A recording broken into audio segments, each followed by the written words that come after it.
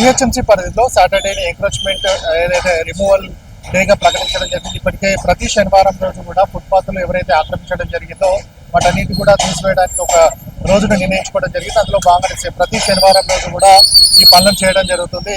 ప్రస్తుతం మనం చూసుకున్నట్టయితే బడిచోడిలో ఉండడం జరిగింది. బడిచోడి మహేశ్వరి పరమేశ్వరి థియేటర్ నుంచి మొదలుకొంటే సుల్తాన్ బజార్ ఆంధ్ర బ్యాంక్ వరకు కూడా ఈ ఎంక్రోచ్మెంట్స్ ఏవైతే ఉండడం జరిగిందో వాటన్నిటి కూడా ఉదయం నుంచి రిమూవ్ చేయడం జరుగుతుంది. స్థానిక ఏదైతే సర్కిల్ కి సంబంధించిన టౌన్ ప్లానింగ్ అధికారులు కావచ్చు, స్థానిక పోలీసులు వాళ్ళందరూ కూడా ఆధ్వర్యంలో ఈ కూల్చివేతలన్నీ కూడా చేపట్టడం జరుగుతుంది. అలాగే ప్రస్తుతం ఫుట్పాత్ కు సంబంధించి ఎవరైతే ఎంక్రోచ్ చేయడం జరిగిందో వాటిని తీసివేసామని చెప్తున్న నేపథ్యం ఉంది. కానీ ఇప్పటివరకు కూడా నోటీస్ అనేది ఎక్కడ కూడా ఇవ్వకుండా జస్ట్ ఒక అనౌన్స్మెంట్ మాత్రమే చేశారని కూడా వాళ్ళు చెప్తున్న నేపథ్యం కనబడుతుంది. ఎందుకంటే గత 80 సంవత్సరాల నుంచి కూడా ఇక్కడ తామందరం కూడా నివసిస్తున్నప్పటికీ కూడా ఎవరు కూడా అంటే మెట్రో రైలు వచ్చినప్పటికీ కూడా మాకు ఎట్లాంటి ఇబ్బంది కలగలేదు. కానీ ఈ రోజు వచ్చి మనకు సంబంధించిన ఏదో షెల్టర్ కోసం నీడ కోసం వేసుకున్నామని, అలాగే కింద రోడ్డును కూడా తీసేశారని చెప్తున్న నేపథ్యం కనబడుతుంది. మనం చూసుకున్నట్లయితే మేము ఇక్కడ కూడా రోడ్డు పైకి రాలేదు, జస్ట్ రేట్లు ఏదైతే ఉన్నాడో షెడ్ మాత్రమే ముందరికి వచ్చింది. అదేదో చెప్తే అంటే నోటీస్ అనేది తీస్తే మాకు కొంచెం అదే ఉండేది, కానీ ఏదో వచ్చి చెప్పిపోయడం జరిగింది. కానీ ఎవరు కూడా సరిగా వినడం లేదు అని చెప్పి చెప్తున్న నేపథ్యం. అలాగే రోడ్డుకు సంబంధించి తమ షాపు లోపల ఉంది, ఈ రోడ్డు అనేది కూడా ఎంక్రోచ్మెంట్ అనేది కూడా రోడ్డు కూడా తీసేయడం జరిగింది. మొత్తంగా తీసేసిన దగ్గర ఇప్పుడు షాపులకు కూడా వెళ్ళాలంటే కూడా చాలా తీవ్రమైన ఇబ్బంది తలెత్తుతుందని కూడా చెప్తున్న నేపథ్యం ఉంది. అలాగే చిన్న డబ్బాలు ఏదైతే ఉండడం జరిగిందో, ఏదైతే చెప్పుల దుకాణాలు కావచ్చు, చిన్న స్టేషనరీకి ఏదైతే గాజుల దుకాణం లాంటివి ఉన్నాయో వాటన్నిటి కూడా రిమూవ్ చేయడం జరిగింది. సో ముందస్తుగా వాళ్ళు చెప్తున్నది ఏంటి అని అంటే నోటీస్ అనేది ఇస్తే ఒక యాక్షన్ ప్రకారం ఉండడం జరుగుతుంది, భయం అనేది ఉంది. కానీ వీళ్ళు ఏదో అనౌన్స్మెంట్ చేసి వెళ్ళారు, సాయంత్రం పూట వచ్చి రేపు శనివారం రోజు ఇక్కడ ఏదైతే ఎంక్రోచ్మెంట్ ఉండడం జరిగిందో వాటన్ని తీసేస్తామని చెప్పిన నేపథ్యం కనబడుతుంది. కానీ మరి ఇక్కడ ఎంతవరకు తమది వెళ్తుంది అనేది కూడా వారికి తెలియదు అని కూడా వారు చెప్తున్న నేపథ్యం కనబడుతుంది. సో ఇప్పుడు ప్రస్తుతానికైతే సుల్తాన్ బజార్ చౌరస్తా వరకు కూడా ఎంక్రోచ్మెంట్ అనేది కంప్లీట్ కావడం జరిగింది. మహేశ్వరి పరమేశ్వరి థియేటర్ నుంచి సుల్తాన్ బజార్ మొదలుకుంటే ఆంధ్ర బ్యాంక్ వరకు కూడా ఈ ఎంక్రోచ్మెంట్స్ ఏదైతే ఉండడం జరిగిందో వాటన్నిటిని కూడా తీసేస్తామని కూడా చెప్తున్న నేపథ్యం కనబడుతుంది. ఎందుకంటే కొద్దిమంది ఎవరైతే షెల్టర్ కి తీసేయడం జరిగిందో వారికి కొంచెం సమయం ఇవ్వడం జరిగింది, మిగతా వారికి మాత్రం పూర్తి స్థాయిలో వాటన్నిటి కూడా ధ్వంసం చేయడం జరిగింది. సో మరి ఎంక్రోచ్మెంట్ అనేది తీసివేస్తున్నారు, అయిపోయింది. ఇప్పటికి ఈ రోజు అయితే కంప్లీట్ కావడం జరుగుతుంది. మరి ఎంక్రోచ్మెంట్ అయిపోయిన తర్వాత రేపటి పరిస్థితి ఏంటి, మళ్ళీ ఎల్లుండేది, ఒక నెల తర్వాత మళ్ళీ పరిస్థితి ఏంటి, సేమ్ ఇదే రిపీట్ అవుతుందా లేకపోతే ఈ ఎంక్రోచ్మెంట్ ను కాపాడే పరిస్థితి ఉంటుందా అనేది మాత్రం తెలియాల్సిన అవసరం ఉంది. ఎందుకంటే ఒక్కసారి తీసేశారు, వాళ్ళ బాధ్యత అనేది తెలిసింది, తమది ఎంతవరకు వెళ్ళింది అనేది.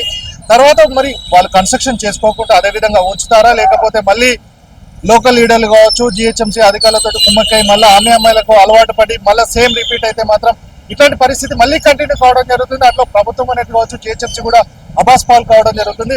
ఒకసారి డిమాలిషన్ చేశారు, మరి వాటిని కాపాడే బాధ్యత కూడా జిహెచ్ఎంసీ తీసుకోవాల్సిన అవసరం ఉంటుంది ఎప్పటికప్పుడు కూడా. లేకపోతే మాత్రం ఇంకా ఏదో చేసామా వదిలిపెట్టామా అనేది కాకుండా కాపాడాల్సిన అవసరం కూడా ఉంటుంది. లేకపోతే ఈ రోజు వాళ్ళ పేదవాళ్ళ కడుపు కొట్టే పరిస్థితి కనబడుతుంది. కాబట్టి సో ఈ రోజు చేశారు, మరి ఎంతవరకు ఫుట్పాత్ ఉందో ఫుట్పాత్ నిర్మించి పాదచారులు కావచ్చు ఎవరైతే ఉన్నారో మరి నడవడానికి అవకాశం కల్పించాలి. లేకుంటే మళ్ళీ ఆ ఫుట్పాత్ మీదనే మళ్ళీ ఎంక్రోచ్మెంట్స్ అయ్యి మళ్ళీ ఎవరైనా షాపులు పెట్టుకొని వాళ్ళ పేదవాడి కడుపు కొడితే మాత్రం బాగుండదు అనేది కూడా అందరూ చెప్తున్న నేపథ్యం కనబడుతుంది. కాబట్టి సో ఇప్పటివరకు అయితే ఎంక్రోచ్మెంట్ ఏదైతే చేశారని చెప్తున్నారో వాటిని అన్నిటి కూడా తీసేశారు, బాగుంది. కానీ మళ్ళీ కాకుండా ఏమైనా మరి జాగ్రత్తలు తీసుకుంటారనేది మాత్రం తెలియాల్సిన అవసరం ఎంతైనా ఉంది. సో 3 కమిషనరేట్ల పరిధిలో సిఎంసీ కావచ్చు, అలాగే ఎంఎంసీలో కూడా ఇదే పరిస్థితి నెలకొని ఉంది.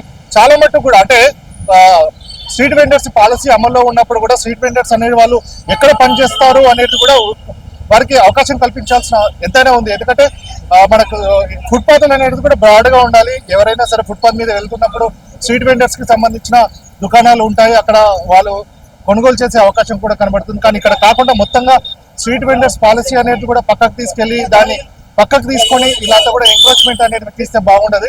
సో మరి స్ట్రీట్ వెండర్స్ పరిస్థితి ఏ విధంగా ఉందనేది కూడా తెలుసుకోవాల్సిన అవసరం ఉంది. సో ప్రస్తుతం మనకు సంబంధించి మాజీ కార్పొరేటర్ కావచ్చు, అలాగే కాంగ్రెస్ నాయకులు ఉన్నారు. సంతోష్ గుప్తా సార్, చెప్పండి ఏంటి పరిస్థితి, ఎట్లా ఉంది? సరే, యాక్చువల్లీ ఇది బిజినెస్ ఏరియా. సో ఈ ఏరియాలో ఏంటంటే కొంచెం ఎంకరేజ్మెంట్స్ కూడా ఉన్నాయి. కాకపోతే ఏంటంటే కొన్ని ఇయర్స్ నుంచి ఉన్నాయి. కాకపోతే ఇన్ని రోజుల పరంగా రాజకీయ పరంగా ఒత్తిళ్ళు కానీ ఇంకే పరంగా ఒత్తిళ్ళు కానీ సంథింగ్ హ్యాపెనింగ్ ఏదైతే అవుతుందో మేమైతే దీనికి సమర్థిస్తూనే ఉన్నాము. అయితే కొన్ని మంచిగా అవుతున్నాయి, కొన్ని సెట్ బ్యాక్లు ఉన్న తర్వాత కూడా వాళ్ళకు కూడా ఇబ్బంది అవుతుంది. అది ఆఫీసర్లతో మాట్లాడితే వాళ్ళు కోఆర్డినేట్ చేస్తున్నారు. వాళ్ళు కూడా సమస్యలు పరిష్కరించడానికి మాక్సిమం ముందుకు వస్తున్నారు. సార్ అంటే ఫుట్పాత్ ఉండాలి, మరి ఇది ఎంక్రోచ్మెంట్ మీరు తీసేస్తున్నారని సమర్థిస్తున్నారు. మరి పాదచారులు నడవడానికి ఫుట్పాత్ ఎక్కడ ఉంది? ఫుట్పాత్ లేదు సార్. ఇగో ఈ పర్టికులర్ ప్లేస్ లో ఇగో ఇక్కడ మీకు ఫుట్పాత్ క్లియర్ గా కనపడుతుంది. బట్ ఇక్కడికి వచ్చేసరికి మీకు బిల్డింగ్ మధ్యలో వచ్చింది. అయితే ఇక్కడ కొన్ని మెట్రో కంపెన్సేషన్స్ ఏవైతున్నాయో ఇట్లాంటి బిల్డింగ్స్ కి రాలే, ఇంకా రాక వాళ్ళు అట్లనే ఎస్టాబ్లిష్డ్ ఉన్నారు. మెట్రోలో డబ్బు లేకనా లేకపోతే ఏమన్నా క్రాసింగ్ ఏమన్నా వేరే రకంగా టెక్నికల్ గా ఆగిపోయిందా తెలియదు. అది ఒకసారి క్లియర్ అయితే మాత్రం మీరు అన్నట్టు ఫుట్పాత్ కూడా ఉంటుంది. ఇది వన్ వే కాబట్టి ఇప్పుడు ప్రస్తుతం అయితే నడుస్తుంది. కాకపోతే అది ఇన్ ఫ్యూచర్ ఏదైతే పాపులేషన్ పెరుగుతుందో అది మాత్రం మంచిది కాదు. సో ఈ కోఆర్డినేషన్ కూడా చేసి మెట్రో తోటి ఎంత తొందరగా ఉంటే వాళ్ళకి కంపెన్సేషన్ ఇప్పించి అప్పుడు ఫుట్పాత్ మీద కూడా మేము కాన్సన్ట్రేట్ చేస్తాం. షాప్స్ కూడా ఎందుకంటే బ్రాడ్ గా కావచ్చు, పార్కింగ్ ఉంటేనే బాగుంటది. పాదచారులు కూడా నడవడానికి ఏంటంటే ఇది సుల్తాన్ బజార్ మొత్తంగా మొత్తం స్ట్రీట్ వెండింగ్ కావచ్చు అవన్నీ ఉంటది. సో వాళ్ళకు కూడా బాగుంటది. అంటే స్థానికంగా మీరు నాయకులు కాబట్టి వారికి ఏమైనా అవేర్నెస్ ఇస్తున్నారా? ఇంకా బిజినెస్ ఇట్లా ఉంటే బ్రాడ్ కనబడితే ఇంకా మంచిగా కనబడుతుంది కదా, దాంట్లో ఏమైనా చెప్తున్నారా? మీరు చెప్పింది చాలా వాస్తవం సార్. ఫ్యూచర్ జనరేషన్ కి ఒక మంచి సొసైటీ కావాలంటే ఇట్లాంటివి చాలా అవసరం. మేము 100% కౌన్సిలింగ్ చేస్తున్నాం, వాళ్ళు కూడా వింటున్నారు. మీరు ఇప్పుడు మార్కెట్లో పొద్దున్న నుంచి చూస్తున్నారు, ఎక్కడ కూడా గొడవలు కానీ ఏది కానీ ఎవరు కూడా క్రియేట్ చేస్తలేరు. రాజకీయంగా కూడా వాళ్ళు అవగాహన చేసుకున్నారు ఈ మనకి ఫుట్పాత్లు ఉంటే మనకు కూడా మంచిది అనే దాంట్లో కూడా ఉన్నారు. Everybody's coordinating. 2-3 చిన్న ఇష్యూస్ ఉన్నాయి, అది అయిపోతున్నాయి. కాకపోతే ఇక్కడ ఉన్న బిజినెస్ కమ్యూనిటీ కూడా అందరు ముందుకు వచ్చి ఫుట్పాత్లను ఎంకరేజ్ చేస్తున్నారు. మళ్ళీ ఫ్యూచర్ లో ఎంక్రోచ్మెంట్ కాకుండా ఉండాలంటే ఏం చేయాలి? ఎంకరేజ్ కావాలంటే చూడండి సార్, ఇప్పుడు ఒకటి ఈ డ్రైవ్ అనేది రెగ్యులర్ ఉండాలి, ప్లస్ దీని తర్వాత రెగ్యులర్ దీని మీద కాన్సన్ట్రేషన్ ఉండాలి. నెక్స్ట్ అన్నిటికంటే ముఖ్యం ఈ ఏదైతే షాప్ లో ఓనర్లు ఉన్నారో వీళ్ళకి కంప్లీట్ అవగాహన రావాలి, ఇది మన మంచికి అనేది కూడా అవగాహన రావాలి. Thank you. సో మనం చూస్తున్నాం, ఎందుకనంటే షాపులకు సంబంధించిన వాళ్ళు కూడా మంచిగా బిజినెస్ చేసుకోవాలంటే పాదచారులకు సంబంధించిన వాక్వే ఉండాల్సిందే, కంపల్సరీగా కూడా పార్కింగ్ కావచ్చు ఇవన్నీ ఉండాల్సిందే. చాలా మంది కూడా సమర్థిస్తున్నారు, ఎందుకంటే తమకు తెలియకుండా షెల్టర్ కోసము దానికోసం వేసుకున్నామని. కానీ ఇక్కడ కూడా ల్యాండ్ అనేది కూడా ఎంక్రోచ్ చేయలేదు అని కూడా చెప్తున్న నేపథ్యం ఉంది.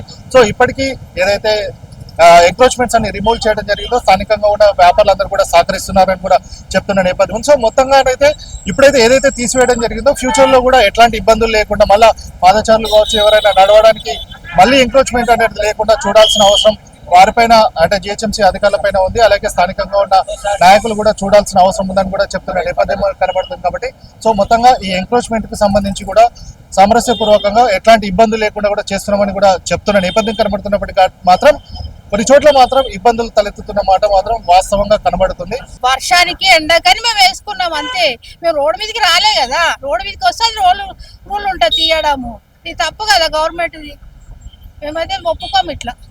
రోడ్డు కూడా కట్ చేసి మేము ఎట్లా బతుకాం? మా బతుకు తెరవే ఇక్కడ ఉంది కదా సార్, చెప్పండి. మా పిల్లలు మేము ఎట్లా బతుకుతాం చెప్పండి? మేము ఏం అడుగుతాం? అందరితో మేము కూడా ఉన్నాం కదా అని అనుకున్నాం అట్లా. ఇప్పుడు అందరితోటి మేము ఉన్నాం కదా, మేము ఒక్కరు అంటే మళ్ళీ మీకెందుకు అని అంటారు అట్లా. ఎంత లాస్? ఒక లాస్ అంటే 5-6 వేల దాకా లాస్ వస్తుంది. మళ్ళీ ఇది చేపించుకోవాలా? మేము మంచి కానీ వారం 15 రోజులు పడుతుంది, నెల రోజులు పడుతుంది, తెలియదు కదా. అప్పుడు మా సార్ కూడా చేత కాదు, నేను ఒక్కదాన్ని నడిపించుకోవాలి. పిల్లలు చిన్నోళ్ళు ఉన్నారు, మా పాప హ్యాండిక్యాప్ ఉన్నది. మరి ఎట్లా బతుకుతాం మేము? అది చెప్పాలి, గవర్నమెంట్ చెప్పాలి. ఇది చాలా తప్పు, ఇది రేవంత్ రెడ్డిది. ఇది ఇన్నేళ్ల నుంచి లేదా, మేము 80 ఏళ్ల నుంచి ఉంటున్నాము, ఇప్పుడు కొత్త కాదు. చాలా అన్యాయం ఇది. మేము 80 ఏళ్ల నుంచి ఉంటున్నాం, ఇవాళ బతుకుతలేము. మా బతుకు తెరవే ఇక్కడ ఉంది, లేదా మరి ఏమో ఆత్మహత్య చేసుకుంటాం మేము. మరి మేము అందుకు కూడా రెడీ ఉన్నాం. మేము పూల కొట్టడానికి ఆగబడతా అనుకున్నా అని అందరితోటి నేను అనుకున్నా. మరి గవర్నమెంట్ ఏం చెప్తుందో చెప్పాలి. మేము ట్యాక్సీలు కూడా కడుతున్నాం. మరి నిన్నయ్యాలి కదా, మా మామయ్య, మా ఆయన, మా పిల్లలంతా ఇక్కడనే ఉంటున్నాం కదా. మేము నిన్నయ్యాలు ఉన్నామంటే ఏమనుకోవచ్చు, మా తాతల నుంచి ఇక్కడనే ఉంటున్నాము. ఇది తప్పు, ఇది గవర్నమెంట్. ఇది ఇట్లా వచ్చి మేము అనుకోలేదు. మేము ఇది వస్తుందని కూడా అనుకున్నప్పుడు కూడా మేము లోపల సెటర్ వేసుకున్నాము. దీనివల్ల కూడా మెట్రో వచ్చినప్పుడు కూడా అది చచ్చిపోయింది. మరి ఇప్పుడు ఇట్లా చేయడం తప్పు కదా, ఇది చాలా అన్యాయం గవర్నమెంట్ అయితే. మేమైతే ఖండిస్తున్నాం. రేవంత్ రెడ్డి వచ్చిన నుంచి ఏది మంచిగా కాలేదు సార్, అందరినీ రోడ్డు మీద పడేస్తున్నాడు. మా పాపకు పింఛనే రాలేదు, ఏదో చచ్చిపోయిన సర్టిఫికేట్ అన్నాడు, బర్త్ సర్టిఫికేట్ అడుగుతున్నాడు. మా అమ్మ చచ్చిపోయింది, ఇప్పుడు 2 ఏళ్ళు అవుతుంది. సర్టిఫికేట్ అడిగితే 30,000 లంచం ఇవ్వమంటున్నారు. ఇదేం తప్పు కదా ఇది? మా బతుకు తెరవ ఇక్కడ ఉంది, మరి ఏం న్యాయం చేస్తారో చేయండి. ఈ నోటీస్ ఇస్తే మాత్రం బాగుండేది, నోటీస్ ఇవ్వకుండా జస్ట్ అనౌన్స్మెంట్ చేసారని కూడా చెప్తున్న నేపథ్యంలో. సో ఏదేమైనప్పటికీ కూడా శనివారం ఏదైతే ఎంక్రోచ్మెంట్స్ రిమూవల్ డేగా ప్రకటించలేదు, దీనిలో భాగంగానే ఈ రోజు అయితే కాచిగూడకు సంబంధించిన ఇది సుల్తాన్ బజార్ వరకు కూడా ఈ ఎంక్రోచ్మెంట్స్ అనేది కూడా తీసివేయడం జరిగింది. సో మరి ఇట్లాంటి పద్ధతి ఎప్పటికి కూడా దీని కాన్సన్ట్రేషన్ ఉంటుందా లేకపోతే మమా అనిపిస్తారనేది మాత్రం ఫ్యూచర్ లో చూడాల్సిన అవసరం ఎంతైనా ఉంది. వీడియోస్ ప్రభాకర్ గణేష్ సమయం టీవీ, హైదరాబాద్ నుంచి. ఈ వీడియోపై మీ అభిప్రాయాన్ని కమెంట్ బాక్స్లో తప్పకుండా తెలియచేయండి. అలాగే ఈ వీడియోని లైక్ చేయండి. మీరు చేసే ఒక్క లైక్ మరిన్ని వీడియోలు చేయడానికి మాకెంతో ప్రోత్సాహాన్నిస్తుంది. సామాన్యుడి కోసం మేమందించే సమాచారం కోసం సమయం టీవీ ఛానల్ని ఇప్పుడే సబ్స్క్రైబ్ చేసుకోండి.